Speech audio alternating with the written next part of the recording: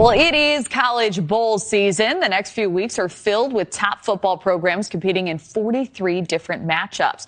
Winners walk away with a big trophy and bragging rights, but the schools these players represent, they're getting increased exposure and the potential to make big bucks. But we're now learning those with no skin in the game, the locals who live there all year long, are turning out to be the biggest losers in the explosion of college football.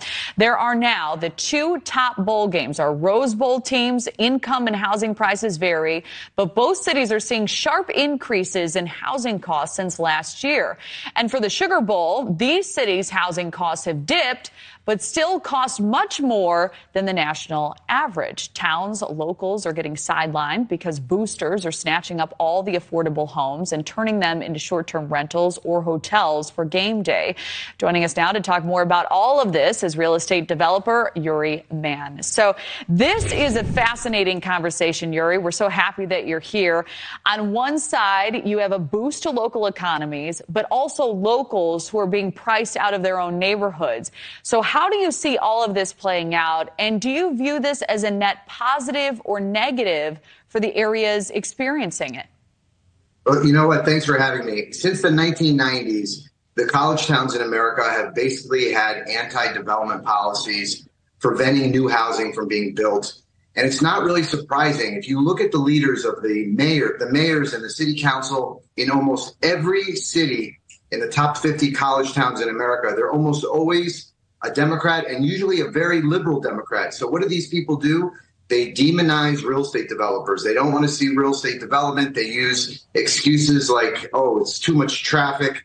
And then what happens is you see in America today, there is a tremendous lack of housing in almost every market.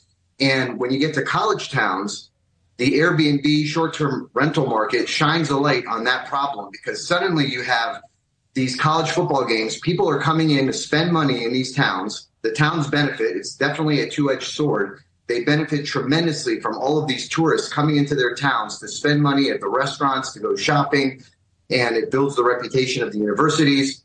But of course, with the lack of housing on these college campuses and in the surrounding communities, and these liberal Democrats who are running these cities for decades, you suddenly see Airbnb creating these crazy problems where people can no longer rent a home in these college towns. And we looked up some of the average housing costs for the teams competing in 6 of the largest bowl games this year.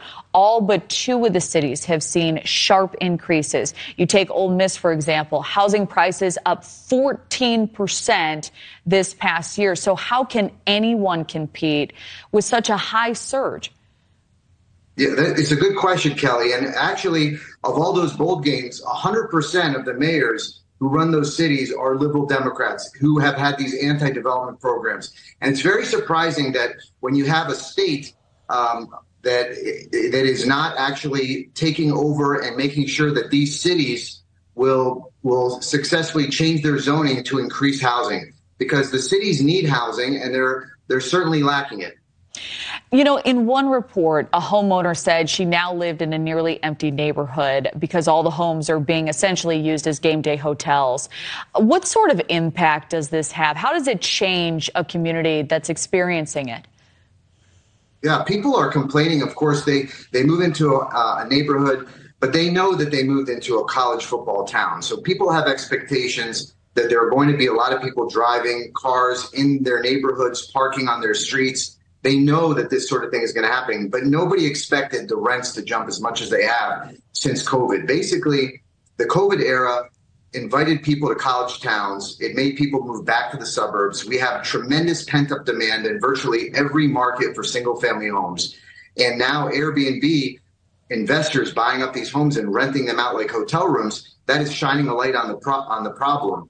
And there are towns that are trying to address this. They're increasing the zoning to allow for more housing. Remember, these universities are economic development engines for our states and for our countries. They're like a superpower for the United States. We have the best universities in the world. People from around the world are coming to our universities, yes, and we need to allow them to expand. All right. Yuri Mann, thank you so much for your insight. We appreciate it. Thanks for having me, and go blue.